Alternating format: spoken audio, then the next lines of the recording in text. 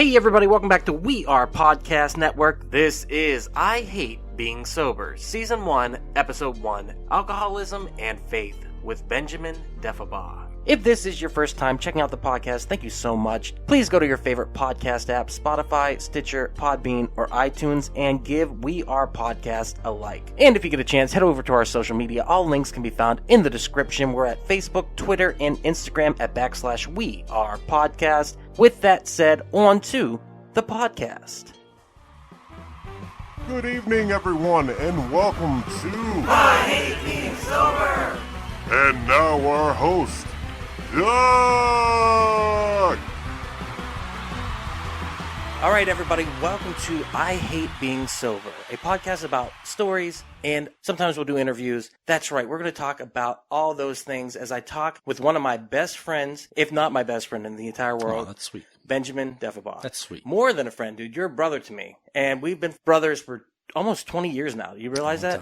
Yeah. So I want to begin this first episode by saying welcome to the 100th. How do you say that word? 100th. Is that right? 100th. 100th? 100th episode. 100. Ooh, it had a little thuff to it. 100th. I spit on your floor. Sorry. 100th episode of Quack Attack 5000. We've done 100 episodes. And the reason I wanted to do this first episode of I Hate Being Sober with Ben is because he did the first episode of Movie Amnesia with me. That's right. For Quack Attack 5000. I still haven't seen any royalties. Not a single Not a penny. single You one. want to know a secret? Neither have I. In fact, I've spent quite a bit of money. And it's been wonderful. What is this podcast going to be? Like I said, it's going to be stories. Sometimes I'm going to talk to people I don't know very well. That'll be interviews. And also to talk about sobriety. And for me, that's very important because being sober is difficult. And nobody knows that more than my friend Ben. Oh. And he had struggled in the past. And if you don't want to talk about that, that's fine. I'm an open book.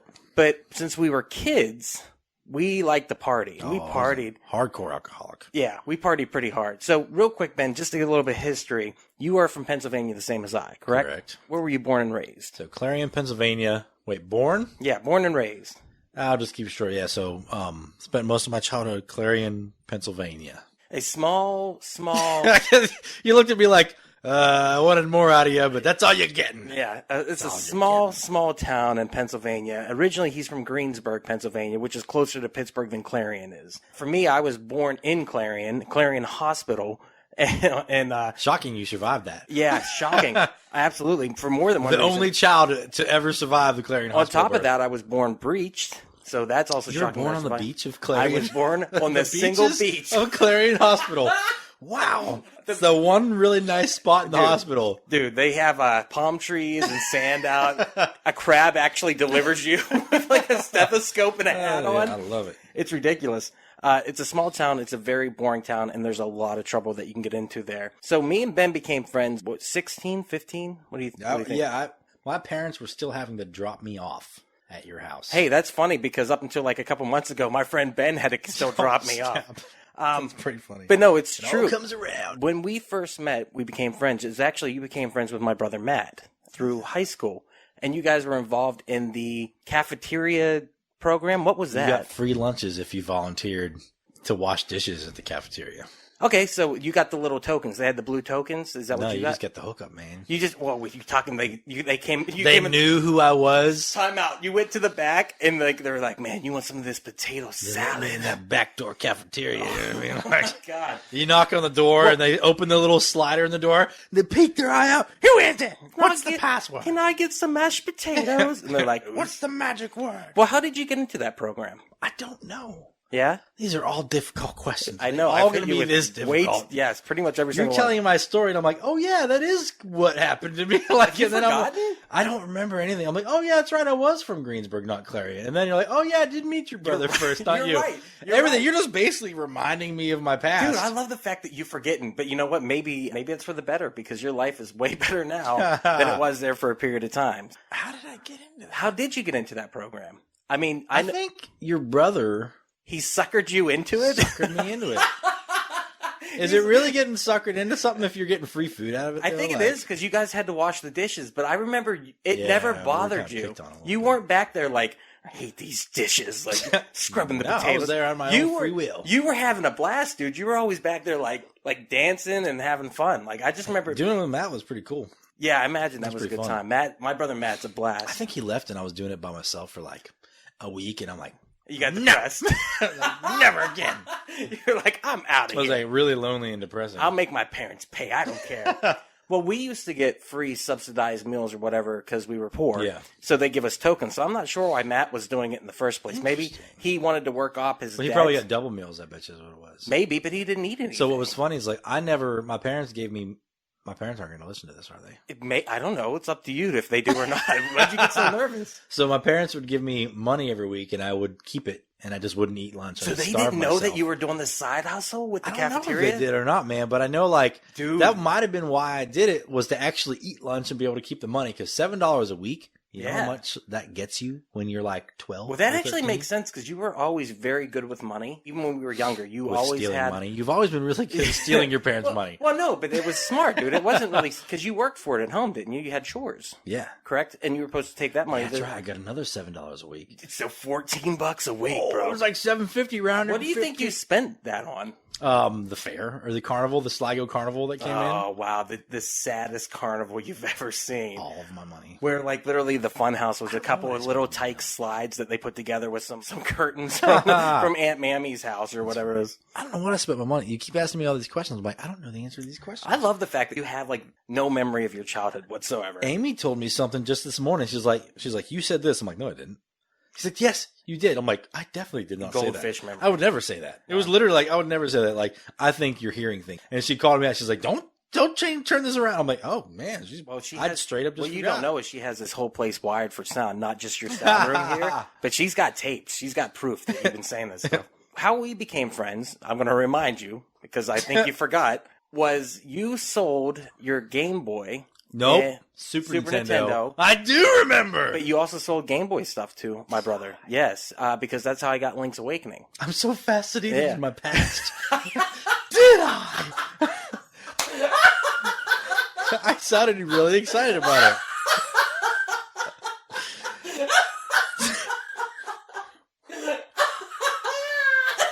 Did I? Really? So what else did I do? You sold video games to my brother. Was it Matt or Mike that you sold them to? I don't know. And you tell me. I really don't remember. I just remember one day all these video games arrived, and I was like, where did we get these? And they're like, Ben.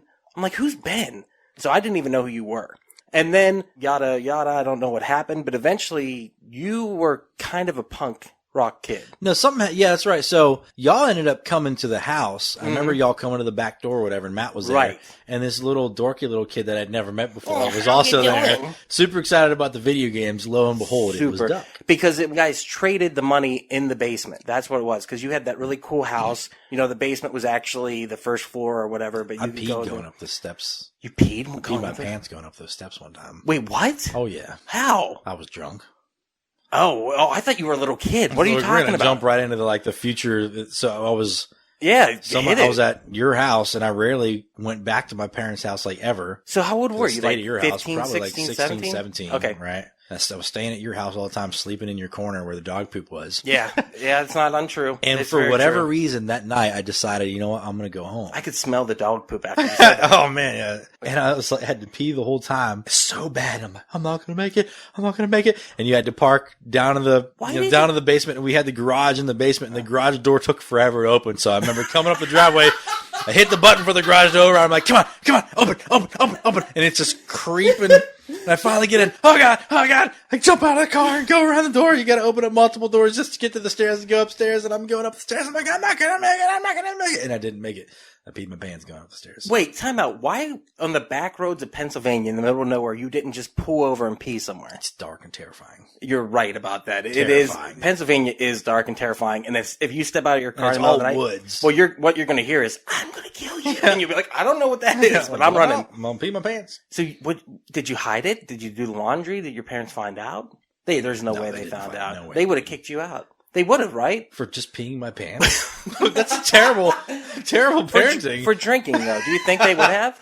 No. They wouldn't kick me out. No, you don't think? No, though they definitely would have been disappointed. Yeah. Or something. But at that point in time, when I was 17, I basically, I was out. You were know out. what I mean? So like, Well, that's a if very they would good have punished point. me, I'd be like, good luck catching me. Well, that's a very Like, good I'm point. out. We had, the reason we started hanging out is you were kind of playing guitar and you knew that I played keyboard. You wanted to hang out and play some music. So we started playing actually a theme to, was it Mega Man? Metroid and Mega Man. It was Metroid. We did da-na-na-na-na-na, Oh, da-na-na-na-na-na. We called the song Habofficedge, which was your sister's name backwards. That's fun. And that's the first time we hung out. We wrote that song. It's Habofficedge. And after that, we just started hanging out on a regular basis because we just would laugh and laugh and laugh. And the first time I heard about you was actually a kid named Tyler Pizzuti you were hanging out with. We were sitting at like the lunch table, and this is probably 7th, 8th, 9th grade, something like that. And he goes, yeah, man, I was hanging out with Ben Defibaugh. Ben Defibaugh, not Definbaugh, which I've said forever. There's no N in your last name. But he goes, and we bought a newspaper, and then we walked down a block, and he paid to put the neuspapers and another newspaper thing because he thought it was funny. And I remember laughing hysterically because I was like, that's the ultimate prank. Like, they're going to think they're getting one paper and they're getting another one. In retrospect, it is pretty funny. It's dude. pretty Like, funny. It's pretty funny. I was like, Pay to that's, put the newspaper back in it. that is genius. I seriously, and still to this day, I think That it is is actually hysterical. funny. But that, I'm I remember, hilarious. yes, everything you do is funny. I'm totally lame now. Well, you're an adult, Horribly and that's lame. why we're talking about. Horribly lame. We're talking about the past that you've we having an forgotten. intervention. Does it feel You're like very one? lame, and it's Yeah, we need to stop this talk about lameness. your lameness. We started hanging out. We're having a great time. We're playing music, and I started playing drums. You're playing guitar, and we just formed a friendship, which eventually, like you said, ended up in you would just hang out. My parents owned a second house that we lived in, Oh, so nice. and you just hang out When I at say that house nice, it all the wasn't time. nice. It was just so nice. Oh, to it have. was not. It was nice. cool to have a place of your own. It was very much punk rock house because it was a mess. Like you said, there was dog shit on the floor. It was like It was crud. coated. It was crud. Like when that pit bull, the white pit bull candy or whatever they Yeah. ended up calling her. Oh, just shit dude. everywhere. To the point, excuse my language, poo everywhere. I'll watch hoarders, Yeah, it's a hoarder situation. like animal hoarders. I watch Yes. animal, and they weren't hoarding animals. It was just they just would let the crap. yeah. When I say they, like I was there. Yeah. You know what I mean? It wasn't just well, you freaking weren't me guilty too. by association. It's just the way things work. But you would be there, and we started partying. And because my parents had said, you can do whatever you want, just don't leave. That was their keep you safe because they knew they couldn't stop us. Now, my parents didn't drink. They didn't smoke. They didn't do drugs. Yeah, they did. Your parents didn't drink. They didn't smoke. They didn't do drugs. Whereas we as kids, we went nuts. Nuts. Yeah, I mean, smoking weed, drinking. That was probably the extent of it. It really wasn't anything. Do you Your do brother was shrooms? doing I didn't do shrooms. I never got involved with any of that. But the drinking and the smoking, yeah, most definitely. And so we would party and we'd have a blast. And that's part of being a kid. And we probably did a lot harder than a lot of other kids would have because we drank a lot. No doubt. Because like your parents weren't parenting us. They No, were just letting us do whatever. They're just like, hey, be safe. I left my parents' house, like they weren't around, so we were like just drunk every night. Right. Every single night. And we're like 17, 18, Yeah. right? So where were we even getting the booze? Oh, all of our college friends or whatever. Oh, yeah, and they would just buy it for us? Yeah, Is that like what it was? Gamer every once in a while would buy it for us and Yeah. stuff like that. So for that, Oh, though, and I worked at Subway, and my manager would buy me whiskey and stuff like that, and I would like you would drink at work and then come Super back to the drunk. house, super drunk, and then you went to school drunk. oh yeah, How many times did you go to school intoxicated? a lot. So like there was a point in my senior year where I wasn't going at all. Mhm. I'd missed. I think I had like attended like 68 days or something like that. And I would only go to school if I was drunk. Like I was like, You would come into fourth period and you would be trashed. Still. And I just thought you were being funny. I didn't realize half the time you were drunk. They had to have smelled it on you, dude. They had It was to have, Southern right? Comfort, so it doesn't really like. Oh, really? Is that the secret? Hey, kids out Apparently, man, like it tastes delicious. It doesn't smell. there. I thought it was vodka you were kicking. Oh, that's right. There was. CIM. What's the name of that cheap vodka? Nikolai. Yeah, Yeah, yeah. dude. There in Black Velvet. Yeah, there was some whiskey. Yeah, A man. little BV. So, do you think that doing that, though, inadvertently, somehow I made you an alcoholic? Because you did struggle with alcoholism for a long time. No, Don't know. not you specifically, but definitely like The environment. That environment, Yeah. probably because it was readily available, and that's what we did. Was there a history of alcoholism in your family Oh, at all? yeah. All right. So, I don't take all the blame. My mom's side and my dad's side. My dad's side more so. My Just dad's make side, noise. everybody's an alcoholic, Yeah. as far as I know. My mom's side, A lot of them just drank, and there was a couple that really drank. But yeah, basically both sides, more so on my dad's. How many years were you pretty hard into being an alcoholic? Up until like just a few years ago. So 12, 10 years, 15 years? I mean, we've been friends for almost 20 years. I mean, I drank a few times like when I was like 15 or 16. Right. I mean, that was like, I wasn't driving at that point in time. It probably was like when I was 17, staying at the house where we're drinking every day. And then from that point on was like, I had to be drinking all the time. Had to be. And I remember... I didn't know how to function. I didn't know how to be social if I wasn't drinking. And we've talked about that because I would say about 3 to 5 years ago was when things were really bad with your drinking, to the point where I was like, Ben, you might need to stop. I didn't even think it was that bad. Yeah, you know didn't. I mean? But you were struggling emotionally, mentally, like you were ready to get home from work, get a 6-pack, get a 12-pack, and drink. It's funny. I didn't think 6-pack a day was that much. Exactly. I mean, no big deal. Because you were struggling alcoholic. Even then, I was like, man, maybe you should stop drinking. I couldn't. Like, if I didn't stop at the gas station and pick up a 6-pack, like... You couldn't. I could, because if I would leave work and go to a gas station, pick up... I liked ciders. I was doing ciders there for a while, or I would get Guinness, a 4-pack of Guinness in the big cans. And if I didn't get it on the way home from work, guaranteed that I'd be like, ah! Yeah. And I'd get up and, like, make another trip.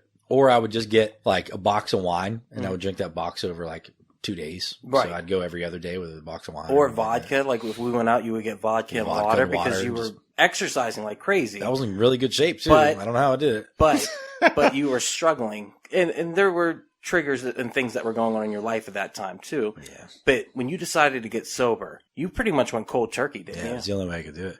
Because I tried it before, like, doing moderation. I would try, like... I'm just going to go out and have a beer. Like, no, that one beer, it'd be like, I'd lose all control. But I'll just do 2 beers. You know, just one more, I'll be fine. And then the 2 beers, you lose a little bit more control, and you're just like, one more. And then it's never. It was always just one more. And then you'd be 10 beers and 2 shots in every night. You know what I mean? And it's a mess. And then you repeat the cycle every day.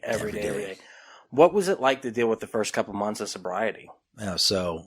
I mean, we got intense really quick. I'm sorry. Multiple times. I'd tried multiple times to quit drinking. I think maybe like 3 or 4. Because all the other times I didn't want to quit drinking. Right. You know what I mean? I still didn't when I did. Right. I had to. So the first time I quit drinking, I did it for like, I don't know, a month. And just really easily relapsed. Because it was one of those things like, oh, well, I have control of it now. I can just do it in moderation. No, you didn't.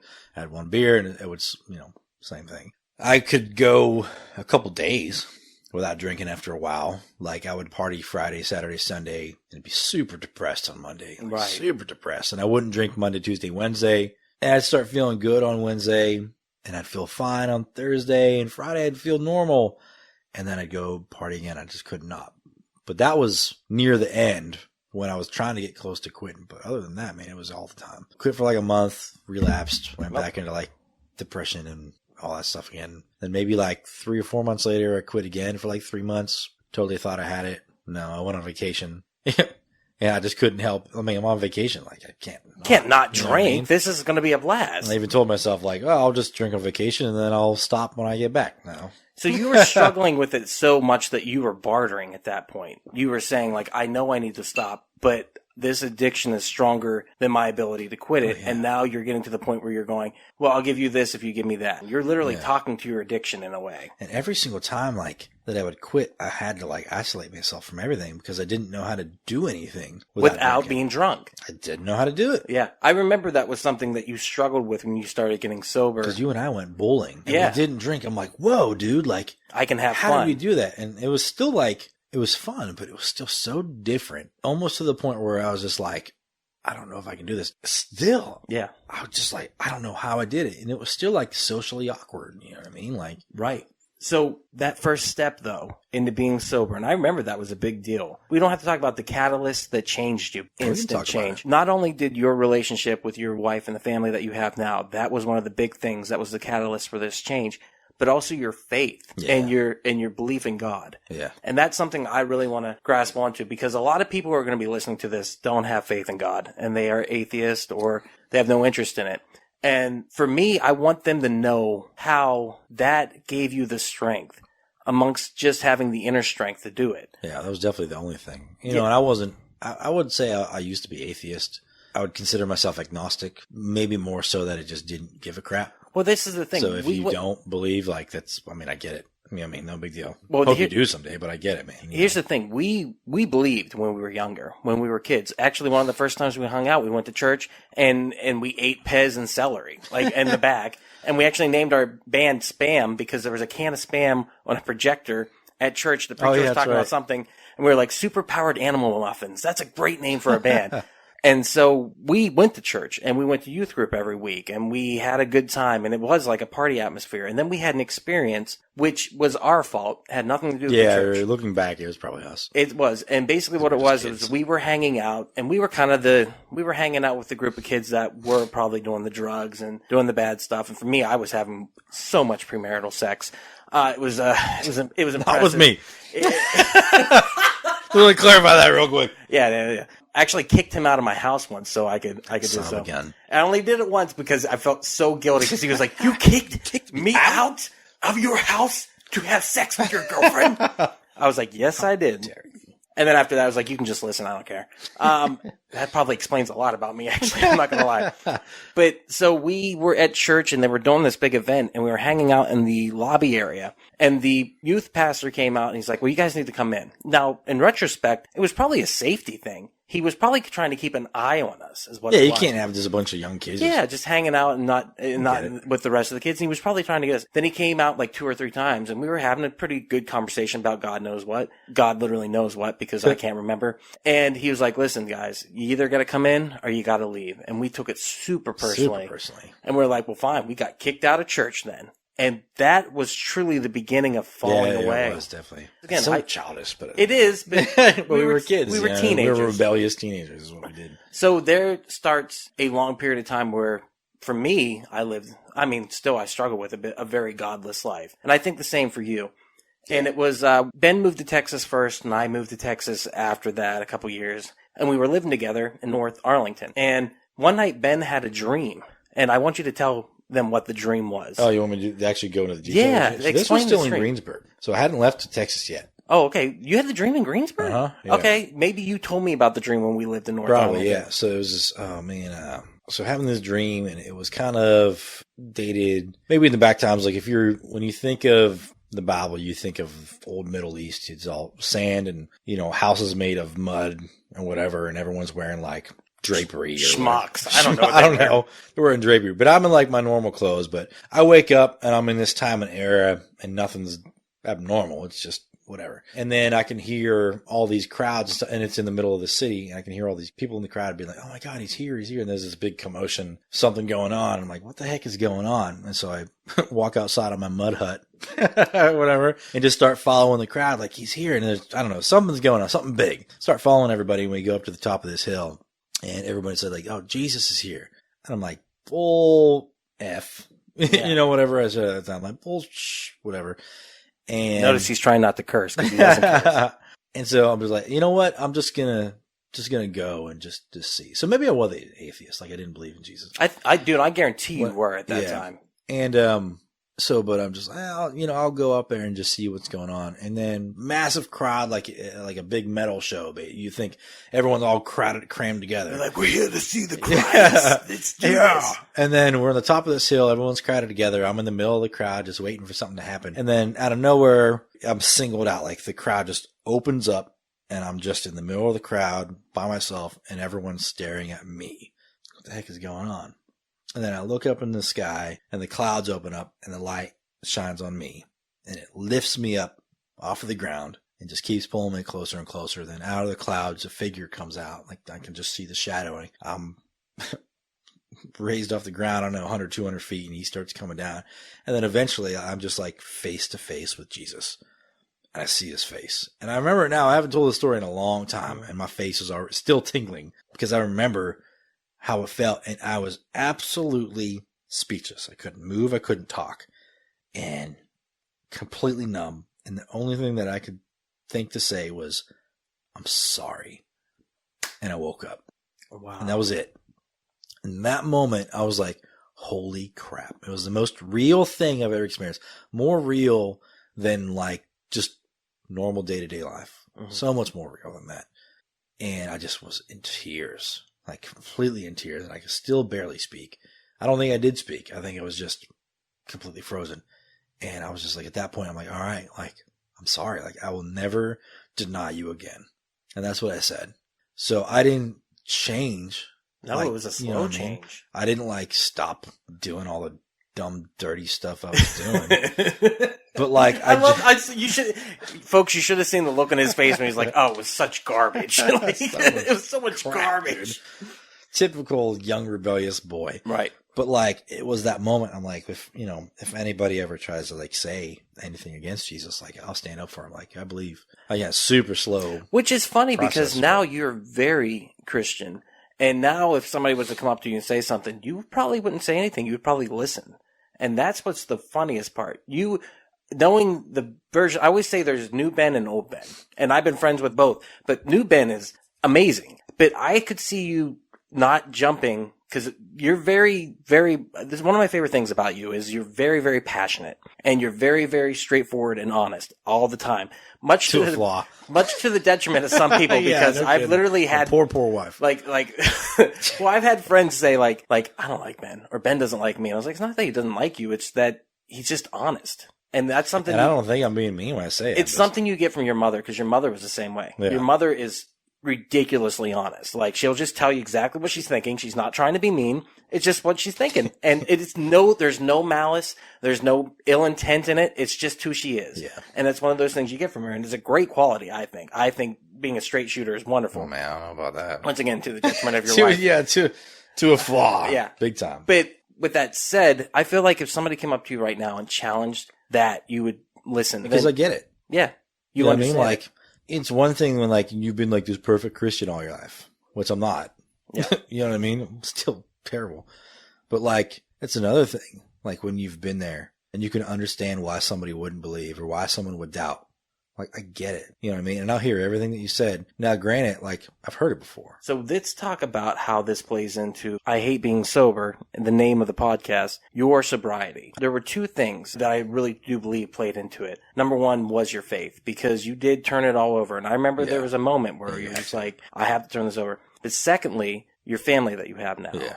Because you knew that when you were married, it was causing issues. That's why she left me. Yes. And that was one of the biggest turnarounds because multiple times. Because you're drinking. Yeah. And what do you think for you, from your side, knowing now, what do you think it would have been like to have lived with you while you were drinking? I don't even know what it was like to be me. When you were drinking. When I was drinking, you know what I mean? Right. I mean, obviously bad. I mean, she left me 3 times. Yeah. You know what I mean? And each time was for the same thing as all my drinking. And then I'd promised to be better and I wasn't. And, you know. So where was the point, the final straw where you're like, I got to stop? Man, just sometimes God lets you fall flat in your face, especially men, especially like stubborn men. Oh, yes. You know what I mean? Like, you get this. And we're two of the most stubborn men out there, trust me. Sometimes, probably every single person that's listening, if they're a believer and they kind of understand how God uses difficulties in their life to make us better, know, like, yeah, God will use really difficult situations to wake us up. It's like if you're like going crazy and someone slaps you in the face, like, sorry, wake up. Bam! Yeah, like they see it in the movies. It's like God will let it, like, you know, let us fall on our faces. Like He knows it's not going to defeat us. He knows what we're capable of handling. You know what I mean? But like that's what He did. He did it to me a couple of times. Like I lost Amy and Mason, right? Miserable, fall flat on my face, and then somehow I get them back, and then it happens again, and I fall a little harder, and it hurts a little more. And get them back and I make the same mistake again. And then last time we were actually, at this point, we were married. Whereas before it was like, you know, we just broke up. We're just boyfriend, girlfriend at the time. Or engaged. That's not as bad as when you're married and you get divorced. Man, that hurts, dude. Do you want to go that route? Do you want to tell that part of the story? I don't care. I'll tell whatever, man. Okay. Like, divorce hurts. And I even told myself, like, oh, this is the 3rd time it's going to happen. You know, I'm desensitized to it. It'll be okay. Like, I can handle it. Nah, dude, It was 1,000 times worse. Divorce is a B. Yeah. You know what I mean? Like, it sucks. I fell on my face so freaking hard. Well, I mean, even the times I saw you struggle with the separation, like I watched you lay on the floor in the pain that not many people will understand unless they've been in love. and true love, like where your chest feels empty without that other person, where the only thing you can do is turn to, a fetal position and cry. And I watched you do that, and you were drunk too. I mean, on top of that, and you would be like, the pain. And I was like, bro, I understand. Like, it hurt. A physical pain. He's just like, it's a total and utter separation from the people that you love and you care about. It's the worst pain. And the alcohol didn't help. Not one bit. This time you did get divorced. It was enough that it was over. Yeah, it was finalized and everything. Finalized. You guys went through it, and you were struggling. So you can annul a marriage, but you can't annul a divorce, apparently. For how long were you two separated? 3 months. 3 months. Yeah. And that was. And then the time before that was 9 months. And that 9 months was the time that I saw it. That was bad. And within that 3 months, was that the death wish months where you were? No doubt. And at that time, you had a motorcycle. Yeah, so I was riding down the road, super drunk, by the way. I was always drunk, man. Always. Always drunk. So on a bike, I mean, sometimes I wore a helmet, sometimes I didn't. This time I think I might have been wearing it. Like, honestly, I can't remember. Probably not, because I'm an idiot. But I'm going down the highway and like just going like 100 miles per hour, super drunk. And I was just like, man, I'm just going to close my eyes. And if it's my time to die, it's my time to die. And so I closed my eyes it felt like a long time. Realistically, I don't know, probably like 30 seconds. Right. You know what I mean? But you can go a long distance in maybe 30 seconds. Yeah, going 100 on a bike, that's what felt like an eternity. And but I you was were just ready. like waiting for the thud. Right. You know what I mean? Oh, you ever like close your eyes when somebody's trying to like go ahead, slap me, bro, and you close your eyes and you're just waiting for the slap to hit. But for whatever reason, it just didn't happen. Of course, a lot of suicidal thoughts, but that was really the only time that you were ready to go. Yeah. You were like, this is it. I was ready to go every day. Right. No doubt. Like, just kill me now. Like, I never lost faith in God. I'm like, I don't understand what you're doing, and I don't like what you're doing, but I love you, and I'm grateful for whatever it is you're doing. I remember that prayer, like, please just get me through this, though. But, like, I know a lot of people get mad at God when bad things happen. Like, I was never mad at God. Mm-hmm. I didn't understand it. And that's fine. I don't understand calculus. Well, here's something I want to point out, though. You've always been the person who's taken responsibility for your actions. But maybe you didn't know that your action of your addiction was, and I'm not giving an excuse to it. Her. You did. Yeah, I'm just saying. But like, you thought that because we had many conversations. Yeah. But the truth was the thing that you had to fess up to eventually and take responsibility for was you. Yep. And it wasn't all me and it wasn't and you're right, it's 50-50 or variations. Yeah. But that was a huge part of it. And I only know that because Amy's told me that. Oh, yeah. And she told me, she goes, I didn't want my son being around an alcoholic. Yeah. That was one of the most powerful things anyone's ever said because it clarified shit for me like immediately. Yeah. What was the day that you decided that? Day after Christmas. Day after Christmas. Yeah. You were hanging out with me. We were drinking. And I know y'all were texting, talking. And the next day it was like that, dude. You were done. Done. It was crazy. And I'm not even joking, folks. It was crazy. And it was a total God thing because when I had quit drinking before, I still had all the cravings. You know, I just had to resist those cravings. And I've been praying like constantly, like just please just take it away. Years upon years upon years of prayer. Just like, please help me to quit. And I was never able to do it. And then eventually, like again, everyone says it's cheesy to say, right? In his timing, but it's cheesy because it's been said countless times because it's true. True things are said a lot of times. And when things are said a lot of times, become cheesy. It's cheesy. It is what it is. But it was totally in his timing. I completely surrendered it. Like you said earlier, it was the only thing I could do is just give it to him because I can't do anything. And that day forward, man, was it. I'm telling you. Didn't even crave it. I didn't know that, man. Nope, I'm telling you, what's so crazy is to see somebody, since we were, teenagers, seeing him in fourth period in school, drunk, laughing it off, the whole way through our 20s, getting drunk, having a blast, being crazy, doing ridiculous stuff, to becoming an adult in our 30s where I'm like, man, this is becoming a real problem. Like, you need to stop. Yeah. And then something changed with age too. I agree with that, but also I saw a change in you, and I've always attributed that to God coming into your life and changing you. And even Ben didn't want to go to church. He struggled with that. He was like, I'm going to go to church. You didn't want to. Mm-hmm. You struggled. And the first day you went to church at the church that you currently go to and I go to also sometimes. Yeah. Sometimes. Because I'm a terrible Christian. The first message that was spoke to you was the biggest issue that you had with church, so which I thought was all churches were just business and just wanted to make money. Right. Because I was punk rock. I was anti-establishment, anti-business, all that kind of stuff. And so the first day we go to church there, the actual pastor's not even there. It's the dude that like manages it. or So whatever it's his title was. literally the guy. It was the guy that handles money. He's up there. He's not preaching. He's just talking. And one of the first thing he says is like, we're going to talk about the fiscal year and however you word it and money and budget. And I'm like, oh, here we go. Freaking go. Here 5 minutes in. I knew it. It ain't no good. First day I was back in church in probably like 15 years or however long it was. And what called you to go that day? Me and Amy had been dating at that point in time, and I'd met a dude and talking, and we talked God for a while, and he's just like, hey, just come to he just invited me to church, and I showed up. His wife and him had actually invited Amy to the same church, and eventually we're just like, maybe we should pursue this. Wow. You know what I mean? Together. And we did. So this dude, his name is Brian. I know the guy now. Shout out to Brad. Shout out, Brad. Brian. Oh, Brian. Shout out, Brian. Shout out, Brian. Shout out, Brian. And so he starts talking about all this money stuff, and I'm pretty angry. Yeah. At this point in time, like I'm just about ready to just get up and go. Like this ain't the place. This ain't the time. This ain't the place. It ain't happening. And he starts talking about all the stuff that the church was doing with all the money, and it was incredible. I'm like, holy cow! Like I'd never, and probably not all churches would probably do this. Some churches do a lot more work than others. Rush Creek is very involved in doing stuff. It's pretty incredible, man. Yeah. Like there's definitely. My thought process on the way churches were being, it probably is correct for some churches, right? I mean, there's tens of thousands of them. Right. Some are better than others. But man, I get to this church and they're just, all the stuff that they're doing, they did tons of stuff for their local community. They did tons of stuff nationwide in like other cities that aren't even anywhere near them. And they did tons of stuff like overseas and all across the world. I'm like, shoot, how do you have enough money to do this stuff? Blew my mind. So where I was thinking like before, like all these people were just rich pastors and it was just church and business and money. And then it was like, shoot, how are they not broke? Right. You know what I mean? Because they're doing so much. And that moment was just like, holy cow. And it completely changed the way they think about church. I still think that some churches can be businesses, but I know for a fact that good churches use that money that comes in there for good. That's all they do is just, we don't do anything good with our money. I mean, you like, do. I'm entrusting them to do their job, which is to do good in the community, and they do it so well. Well, but you did get into the tithing thing, the 10%. Yeah. And took a while. Took a long time. Probably about 3 or 4 years after. Yeah, from watching you, I'm telling you, I've you get seen more money when you do it. I've seen the returns. Not just money.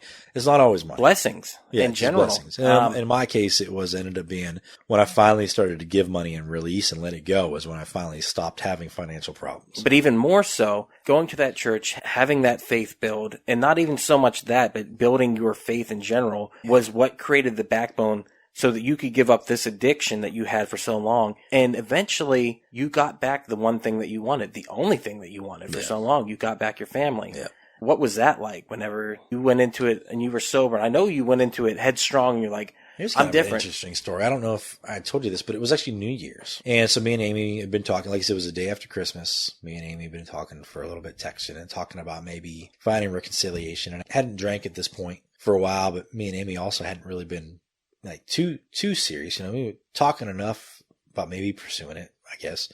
And it was New Year's and she was going out with one of her friends and she was going to go drinking. And I'm like, well, okay, I'm going to go out too. And so she's out with her friend and I went out with my friends and I'm tempted to drink the whole time. Right. You know what I mean? And I was just like, God, like, I'm not going to do it. I'm not going to do it. I'm not going to do it. I felt like if I did, that I was going to lose something. I didn't know what it was. I felt like it was just going to be just the end. Yeah. Yeah. You know what I mean? But I also felt like if I can make it through this night, something good's going to happen. You were being tempted in the wilderness. Something like that, right? And so like the whole night just tempted to drink and I didn't do it. And I didn't expect Amy to call me or nothing. I was just like, tonight I'm just not going to drink. I have to make it through. So all these people are partying and midnight hits and everyone's like kissing and all that stuff. And I'm just doing nothing. Amy texts me and she's like, we need a ride. I don't know. Her friend was super drunk and their friend was. I like how you said that. Like she was really Amy drunk. Amy wasn't. But her friend was hammered. I could tell by the way you said that. Her friend was white girl wasted. And something happened like they lost their ride because of drunk crazy stuff and they needed a ride. So, and I'm like, here we go. I'm available. I'm ready. And so I ended up picking them up and, took them home or whatever. And I ended up chilling there for maybe like an hour or two. And I got to just lay there with Amy on a couch holding her. And I remember in that moment, I'm like. And remember, folks, this is after they had been married and divorced. Divorced at this point in time. And I'm just like, I didn't know if I didn't think that it was going to be fixed at that point in time, but I'm just like, I remember being in the moment, holding her, and finally having peace for the first time in, I don't know how long. Because even when we were married, there wasn't a lot of peace because I was drunk and we were always fighting and stuff like that. But like for the first time in a long time, I just had complete peace. And I was like, whoa. And I'm like, God, like, I don't know how long this is going to last, but I'm just going to thank you for this moment and I'm going to enjoy it. And maybe like an hour or two, we just laid there. And then it got later and I just left. I mean, now we're married again and you got a daughter out of the deal. Yeah. Freaking I mean, awesome. Not only did you get Amy and Mason, but now you got Sophia too. Yep, you got the little girl. And like you always talk about, marriage is work. You know what I mean? Marriage is work. But y'all love each other. Yeah. And I was super excited driving over here to see my family. I was like pumped. I was like, I'm going to go see my family. You're her brother. You're my brother. You're Uncle Duck. I know. And I came in the door and Sophia actually came up to me and she's like, pick me up. That's you know, I was so cute, dude. Oh, she wanted you to pick her up? Yeah, I picked her up. Yeah. That's so cute. And that's what I'm saying. Like, you had to go through all this, and we really did in a very abridged version. Yeah. It was years and years and years of love and pain and love and pain. Goodness, yeah. And to get to the point now where we're sitting in your house. I'm like exhausted just thinking about it. I know. But with that said, you got to give it to Amy too for giving you so many chances to like so many chances to fix it. I love you, but it was bad. It was bad. And I still loved you through all of it. But you were miserable for a long time. And it's not just the alcohol, but that was a huge part of it. Yeah. And so I guess it did become, I hate being sober, but the truth is, you love being sober. I love being sober now, dude. Like, it went from being like, I didn't know how to communicate with people unless I was drunk. But as I got older, I actually stopped being able to communicate when I was drunk. I started feeling like that. You know, like the guy that's always like talking and slurring. And paranoid, too. Paranoid, like and crazy. Something I would have like a couple sips of beer and like there was a switch in my head that something was different. And it was carte blanche to do what you wanted then. I don't know what it was, I will say this. The person that you became, I don't think was you. It was a version of you. A drunk version. But it was a very drunk version of you, but it was an angry version of you. It's a chemical, man. Like something happens in your brain and you literally can't help what it does to your brain, man. So like it went from like not being able to socialize while drunk to not being able to socialize while drunk. But even just hanging out at home, you would be drunk. Oh, super drunk. Man, I ended up staying in and just getting drunk. I passed out. I remember a lot of times, like, I had a pond at the apartment that I was at, and I'd go buy loaves of bread, and I'd go feed the ducks while drunk, and I'd pass out on the freaking grass and wake up with, like, ducks eating the bread off my chest. Like, and also me, because I was homeless at that duck time. was there. I was like, I need that. Give me some of that bread, dog. Delicious. But yeah, I bought the fancy stuff. It was quite a journey, but man. Now, like, dude, it's so much better and easier to communicate with people when you're sober, like, cause I know what I'm talking about. Right. Like I have clarity. I know what I'm saying and I'm not paranoid. And, man, I don't know. It's Life just is so much better to not have to worry about it. And on top of it, like, I have to reiterate, the one thing that you wanted was to be with her and to be with Mason. Yeah. And to have that family. And to get to that point where you lost it to the point where you guys were divorced. And now to be married again for what, 2 years? 2.5? 3. 3 years almost? 3 years in March. 3 years. No. We have 2 anniversaries. Yeah, 2 anniversaries. So it's been 3 years already. February 19th was the 3 years. Oh, that's awesome, dude. So to be back to that point, and like I said, to even have more family, I'm telling you, you guys are locked in. I know you guys are locked in. This is happening. So y'all are stuck with each other. Deal with it. No doubt. But it's very awesome. And I love coming over here because it feels like home. It feels like home. Yeah, they give me money too. It's great. He liked it. We pay him. Well, I didn't expect to get that intense on the first episode of I Hate Being Sober, but I really appreciate it. I love being sober, man. Yeah. Well, I hate being sober? ? So I love it, dude. Anyhow, thank you, Ben. I love you. Thank you for doing this with me. I'm so excited. This is 100 episodes of Quack Attack. 100 episodes. That's crazy, man. So that's on the when we get to 200, it's going to be me and you again. It's going to be a tradition. What's it going to be about? My relapse? By that point, yeah. Oh God, I hope not. It'll be my relapse. But yeah, thank you so much again. Thank you so much for listening. And what should my outro be for it? I don't know. Do you hate being sober? Also, just so everyone knows, Batman was here the whole time with us too, not the actual. Can we just get him? Can I like torture him and you record him meowing in a weird way, and that'd be the outro. Oh, that's like your outro to I Hate Being Sober. I don't think we're gonna. Every single episode ends with him going. He doesn't really make noises though. He does if you torture him. What is torturing I don't torture him? my cat. I don't know. Poke him with a stick or something. Nah, he would like it. I can get him. He's such a bro cat. He doesn't even care. he's He's totally just bro. chilling. All right, later.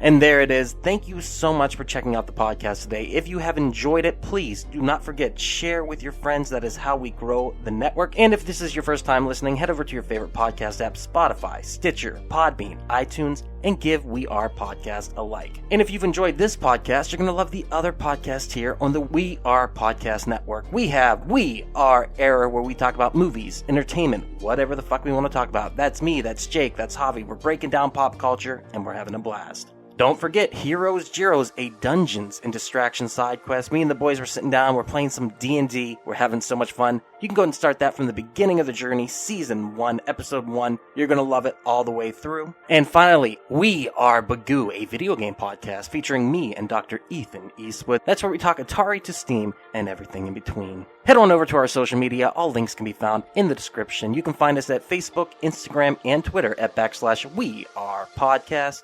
Also, head over to the Facebook group, We Are Error. We would love to see you in that group.